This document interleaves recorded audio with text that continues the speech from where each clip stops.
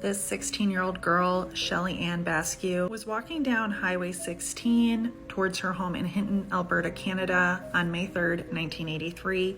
She had just called her mother at 8 p.m. to let her know that she was on her way and asked her to make her something to eat. However, Shelley-Anne never made it home. Some of her clothing and a library book were later found alongside Highway 40. When Shelley-Anne called her mother to say that she was going to be home, she actually told her mother that she was going to have a friend pick her up at her boyfriend's house and give her a ride home. However, around 9 p.m. that night, Shelley-Anne's boyfriend actually called the family home asking to speak with her. Her mother became very worried and decided to call the police. Shelley-Anne's dad and her 17-year-old brother Tim drove around the area looking for her, and even though it was dark and windy outside, her mother set out search on foot. She said she walked up and down the highway calling out her name. According to the Hinton RCMP detachment, a witness saw Shelley-Anne earlier that evening walking west on the north side of Highway 16 toward her family home. This witness also said that Shelley-Anne was carrying her school books and appeared to show no interest in hitchhiking. However, the distance from her boyfriend's home to her family's home was about 4 miles, so her mother does not believe that she would have tried to make that walk by herself. Her mother also says that she could have called them from her boyfriend's house asking for a ride, and she said, "We just believe something happened to her after she called me saying she was coming home." A few days after her disappearance, some of her personal belongings were found about 3 miles from her home, including a jacket, a bra, pantyhose,